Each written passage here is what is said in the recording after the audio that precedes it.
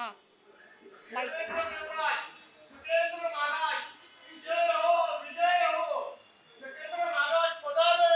हाँ संतोष भैया, संतोष भैया। सन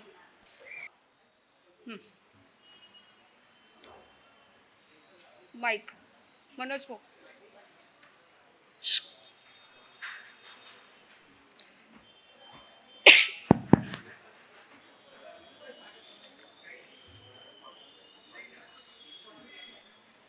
नहीं स्टैंडिंग। वैशाली के पास था।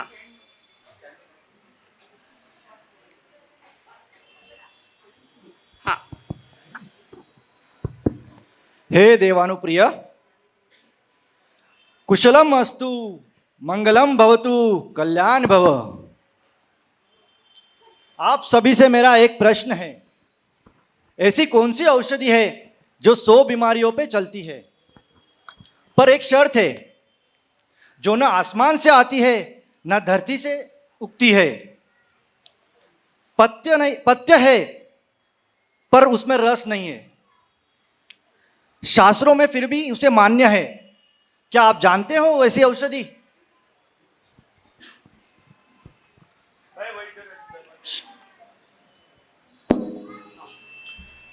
मैं वैद्यराज धन्वंतरी दुनिया की कई औषधियां जानता हूं।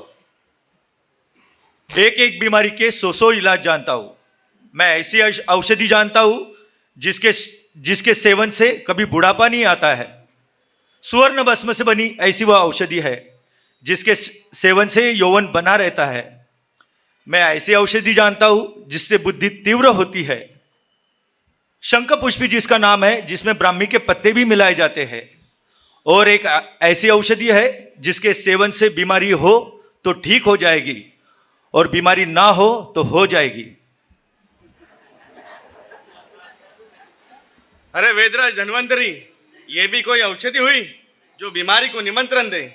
हे देवेंद्र देवराज शक्रेंद्र, मैं वेदराज वांगभट एक ऐसी औषधि जानता हूँ जो प्रवाल भस्म से बनती है, जिसके सेवन से कई बीमारियां ठीक हो जाती है।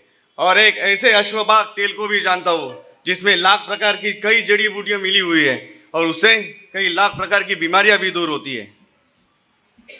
हे वैद्यराज, आपने अभी जो औषधि बताई है वो मेरे शर्त में नहीं बैठती है। हे देवेंद्र देवराज, मैं देवताओं का सुप्रसिद्ध वैद्य अश्विनी कुमार, मैं ऐसी औषधि जानता हूँ जो देवानुप्रिय देवेंद्र के शर्त के मुताबिक है। ऐसी औषधि जो ना जमीन से उगती है ना आसमान से आती है, पत्ते है पर रस नहीं। वह औषधि है तपस्या, क्योंकि खाने पर नियंत्रण ना रहने से बीमारियां बढ़ती है और बीमारियों पर नियंत्रण करने की औषधि है तपस्या। हे वैद्यराज, क्या सही बात बताई है आपने? आपने जो अभी औषधि बताई है वो बिल्कुल मेरे शर्त के मुताबिक है। जो मानव यहाँ पे तपस्या कर रहे हैं धरती पे, उनके तपस्या सही में फल ला रही है।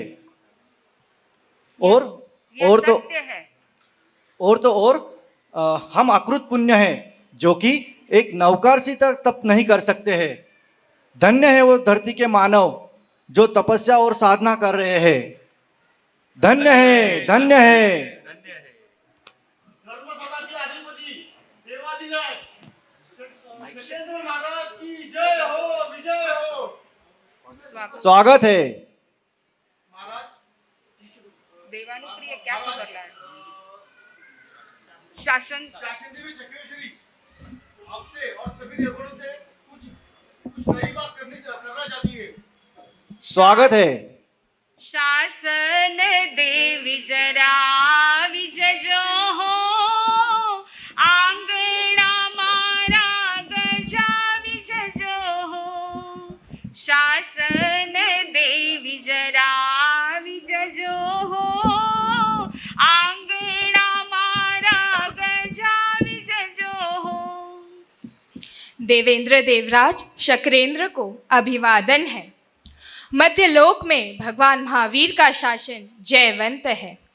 जम्बूद्वीप के दक्षिण भरत क्षेत्र के भारत देश में एक शहर है पूना, उसमें एक ग्राम है वडगांव श्री, जहाँ कई लोग तपस्या में जुड़े हुए हैं। 9, 11, 15, 30 उपवास कर रहे हैं, जिसमें बाल, वृद्ध, युवा सभी जुड़े हुए हैं। उसमें विशेष करके युवा तपस्विनी है महासती श्रेयल श्री जी। उनके आज 30 उपवास है। देवराज, मैंने उनकी सभी तपस्वियों की कड़ी परीक्षा ली। स्वप्न में उन्हें खाने पीने की चीज़ें उपस्थित की और उन्हें खाने का निमंत्रण भी दिया। और तो और मैंने उन्हें धड़ाया, धमकाया, तुम ये तप छोड़ दो अन्यथा अनर्थ हो जाएगा। पर देवराज, वे जरा भी न डिगे न विचलित हुए। उनकी इस मनोबल को देखकर, जिन शासन के प्रति श्रद्धा को देखकर मैं उनके आगे नतमस्तक हो गई और उन्हें स्वस्थता का आशीर्वाद देकर आई हूँ। धन्य है उन तपस्वियों को, धन्य है। हा हा हा हा हा हा हा हा हा हा हा। हे सुधर्म देवलोक के अधिपति शक्रेंद्र, तुम देवताओं के इंद्र होकर भी इन तुच्छ मानव की प्रशंसा करते हो। इन तुच्छ मानव में रखा ही क्या है?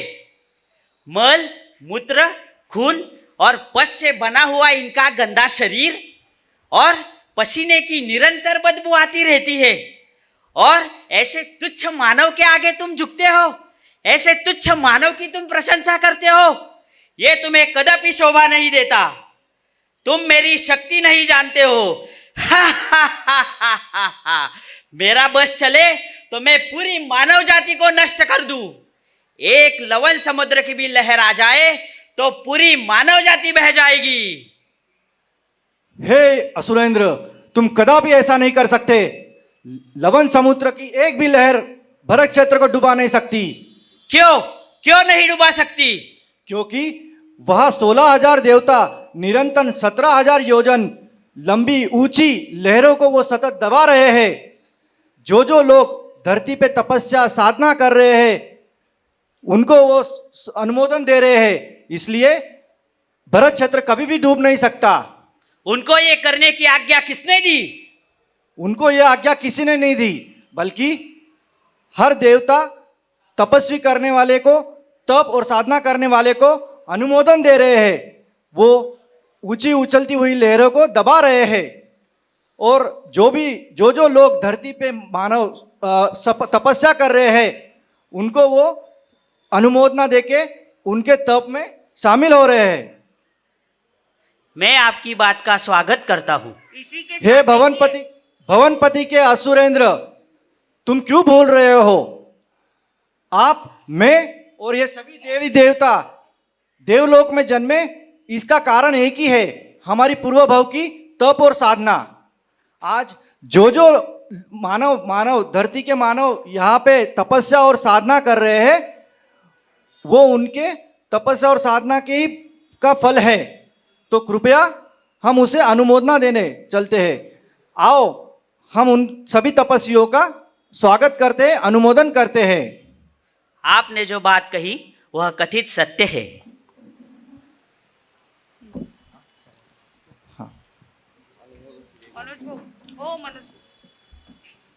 तपस्वी का अभिनंदन करते आओ सब मिलकर। तपस्वी का अभिनंदन हम सब तोड़े भव बंधन। तप ही आत्मा शुद्ध बनाती, भव सागर से तिरती। तपस्वी श्रेयल श्री जी ने तप की धूम मचाई के तप करो अभिनंदन। मिटाए भव के बंधन, के तपस्वी का अभिनंदन। मिटाए भव के बंधन, के तपस्वी का अभिनंदन। बोलो सब जन, मिटाए सब के बंधन। आइए इस एक कड़ी को हम फिर से दोहराएंगे। तपस्वी का अभिनंदन करते आओ सब मिलकर, तपस्वी का गुण गाए जो भी मिटते भव बंधन, तप ही आत्मा शुद्ध बनाती, भव से मुक्ति दिलाती, तपस्या करके श्रेयल श्री जी शासन शान बढ़ाती, के तपस्वी का अभिनंदन मिटाए भव के बंधन, के तपस्वी का अभिनंदन मिटाए भव के बंधन। बोलिए भगवान महावीर स्वामी की, तपस्वी पूज्य श्री श्रेयल श्री जी महाराज साहब की, गुरुवर्या डॉक्टरेट महाराष्ट्र प्रवर्तिनी जी, डॉक्टरेट पूज्य श्री ज्ञान प्रभा जी महाराज साहब की जय जयकार जय जयकार तपस्वी का जय जयकार, जय जयकार जय जयकार तपस्वी का जय जयकार। देख लो भाई देख लो,